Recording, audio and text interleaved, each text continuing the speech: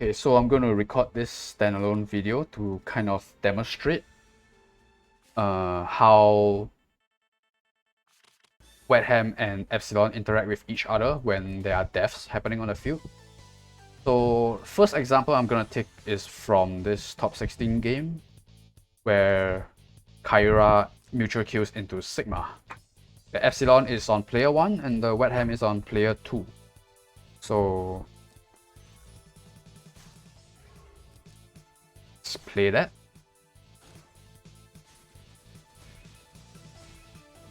So Kyra dies first. Epsilon procs is exclusive. Wehttam procs is talent. Sigma dies. And then Epsilon procs his exclusive again. So, I mean, I'm not good at video editing, so I don't know how... I can't really bring up an additional infographic or anything, but basically what happened there was that... So this one's an extra complicated one because there's a mutual kill. It's not just player 1's unit dying. So Kyra died.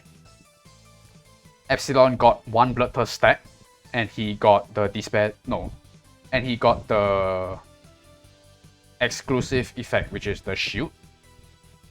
Then Wehttam's talent procs second after Epsilon's exclusive, which gives him the despair debuff.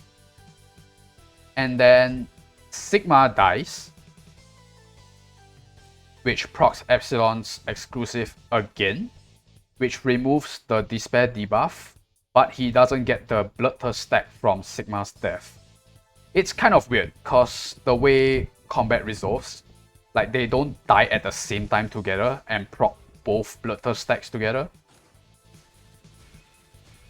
Like, my Wehttam's talent proc was in between the two deaths.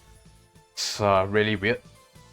I'm not gonna blame my mistake on that, but you know, kind of weird. So yeah, here we can see if it's just an opponent death, like when I killed a Ledin here.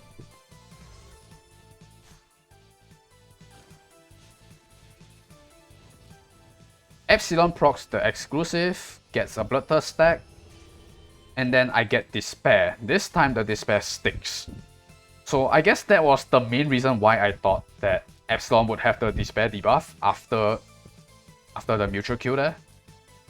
And it was my mistake on not checking the debuff on Epsilon.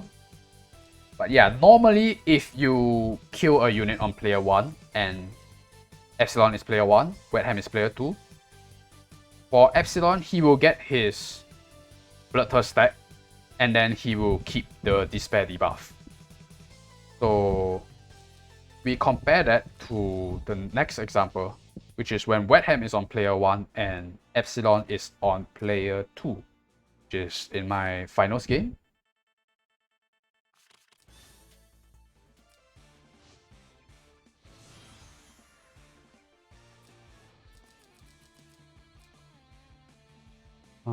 Let's go into the turn where my unit dies. See here, Sigma dies. Oh, I should slow that down a little bit. But basically, Wehttam's talent procs first before Epsilon's exclusive procs. So I will get the Despair debuff first, which gets dispelled by my exclusive effect later, but I don't get the Bloodthirst stack from my Sigma dying, because I have the Despair debuff which blocks passives. So you compare that to the previous example where Epsilon's exclusive procs first. So you would get the Bloodthirst stack, but you will keep the Despair debuff from Wehttam.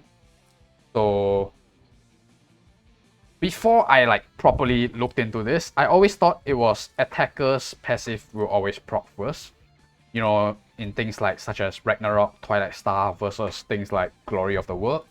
But I guess technically there's no so-called attacker or defender in this case, because the combat has already been resolved. and these are just effects from other units on the battlefield.